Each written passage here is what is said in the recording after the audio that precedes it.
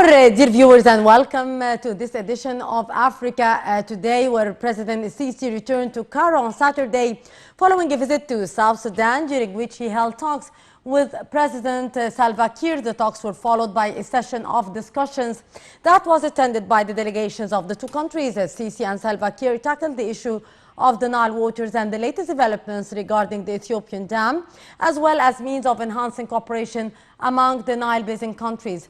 Later, he met with South Sudan's first Vice President, Riek Machar, to discuss Cairo's support for the efforts exerted in South Sudan.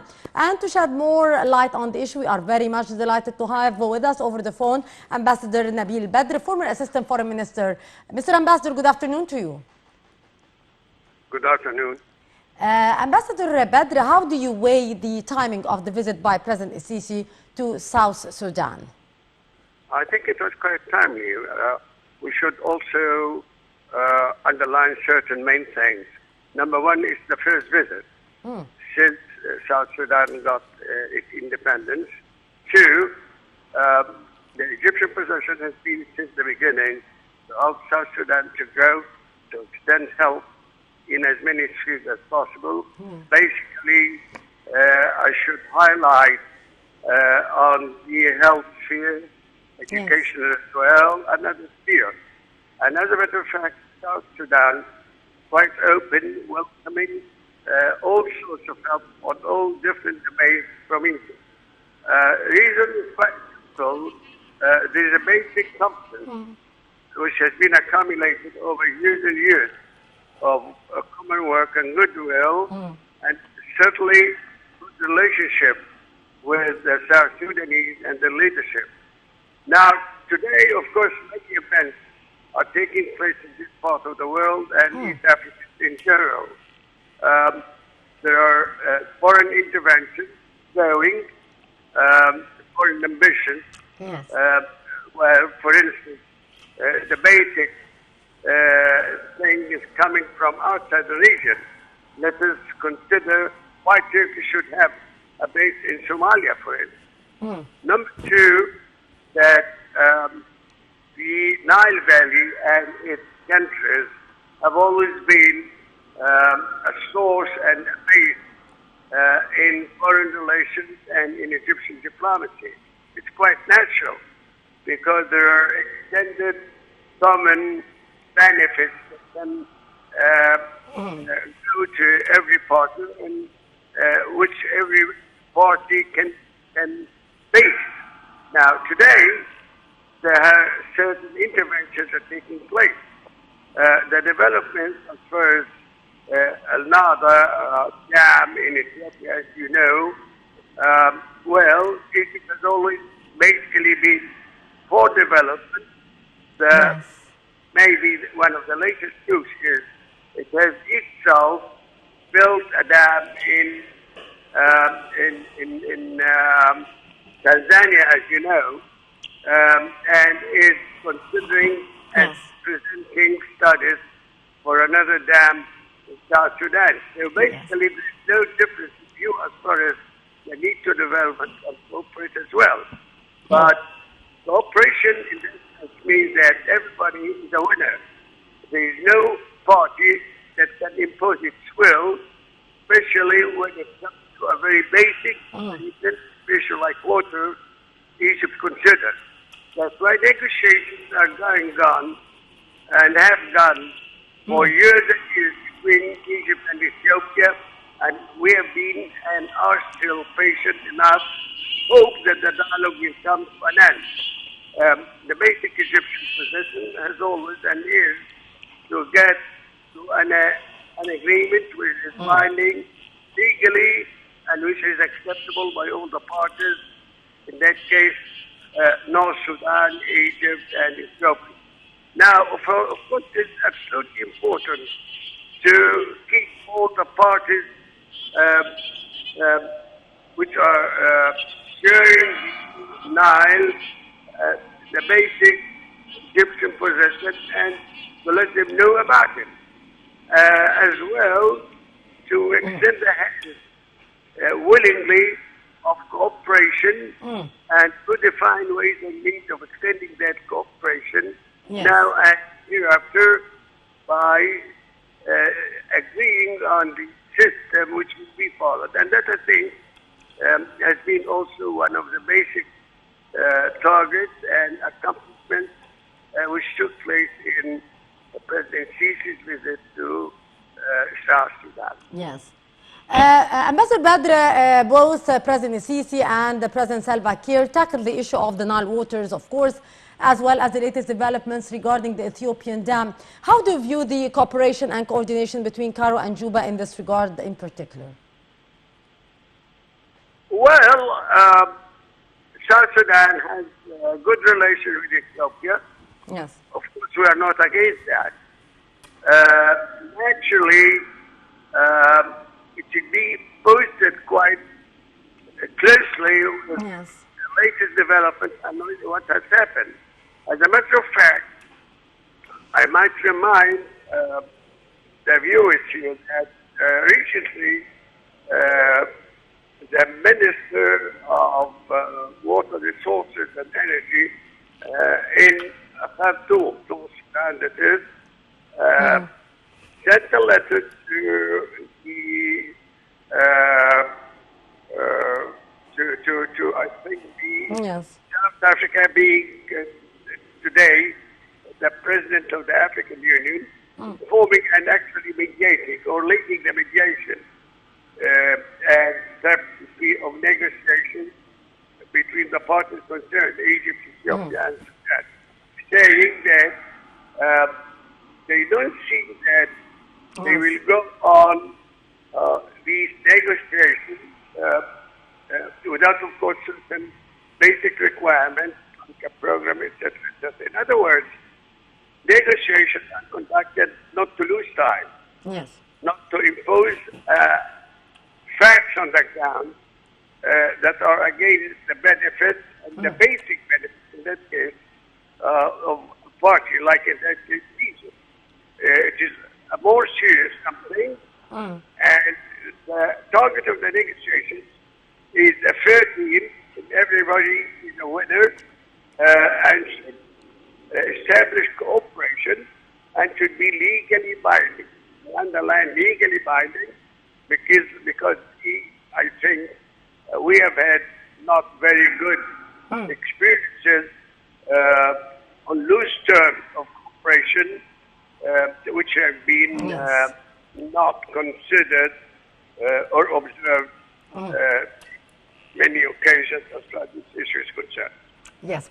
Mr. Ambassador, of course, the means of enhancing the cooperation among the different Nile Basin countries was also discussed and tackled during the meeting between Salva Kiir and President Sisi. How is Cairo proceeding in this regard from your point of view? I beg your pardon once more? How can the cooperation among the different Nile Basin countries be of help to Cairo in its file regarding the Nile, in particular from your point of view, Mr. Ambassador, which was discussed between President Sisi and Salva Kiir? Well, certainly there has been good cooperation before certain steps were adopted by Ethiopia, which tried to intervene in basic rights of Egypt. Historical, traditional, have been agreed upon. Two parties in that case, Khartoum and Cairo, have agreed before on Egypt chair. Now, there was an intervention within the Ethiopian taxes at a certain time, which tried to persuade other parties in sharing the Nile, well, things are based on differently. Now, certainly, I should underline here that these things are governed by international law.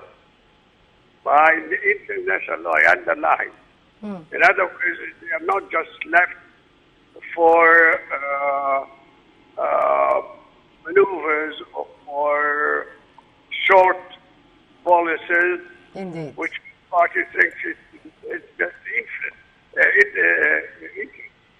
I should say as well, saying that by following what happened in that time, countries, including South Sudan, did not agree on that. Yes. Rwanda, I think, as well. Other countries as well. I think today, if you ask them, they certainly understand the situation much better. Now, Egypt, geographically, is at the end of the line. Yeah.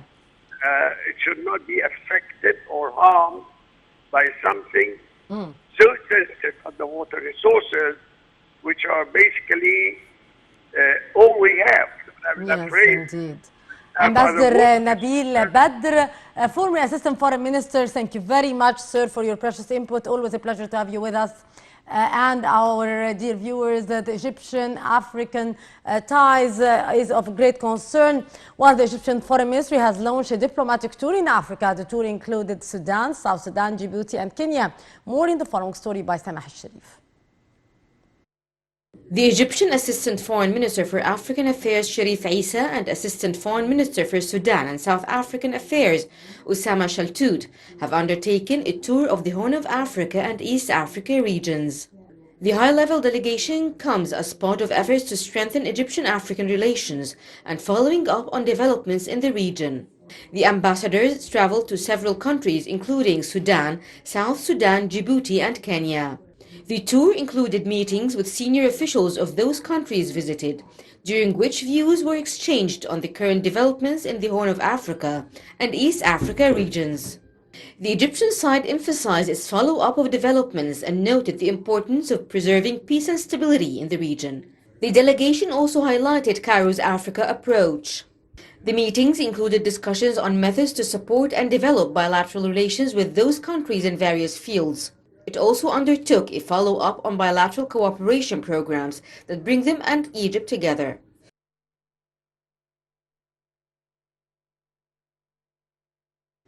And Ethiopia's Prime Minister Abiy Ahmed said that the Tigrayan region is under control of the Ethiopian forces. The announcement came after heavy shelling in Mekelle, a city of 500,000 people. More in the following report. The Ethiopian National Defense Forces, ENDF, have taken control of Mekelle, the capital of the country's Tigray region. The statement was made by Prime Minister Abiy Ahmed. The city was under fierce bombardment earlier on Saturday. Federal police will continue working to round up members of the Tigray People's Liberation Front. Thousands of Northern Command officers held by the TPLF have now been released. The airport, public institutions, the regional administration office and other critical facilities are under the control of the ENDF. The Prime Minister thanked the people of Tigray and emphasized that the next critical task is working to rebuild what has been destroyed. Fierce fighting had broken out in Mekelle on Saturday, 2 days after Abiy warned the country had entered the final phase of a law enforcement military operation in the northern restive region of Tigray after a 72-hour deadline to surrender expired.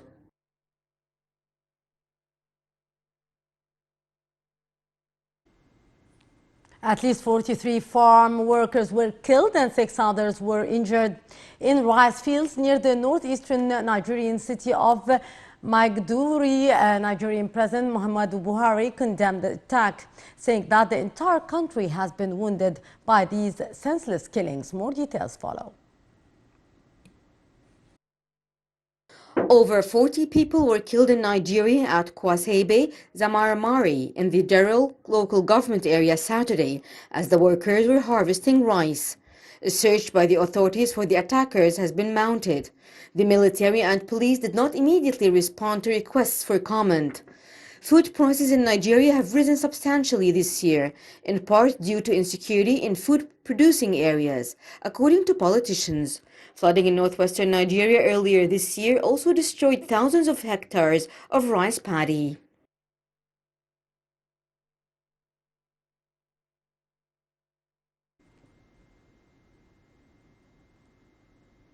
Well, with that, our dear viewers, we come to the end of this edition of Africa Today, where we have been tackling the Egyptian South Sudanese ties in light of the visit by President Abdel Fattah al-Sisi to South Sudan. Thank you very much, our dear viewers, for watching. Till tomorrow with another crew. It's goodbye.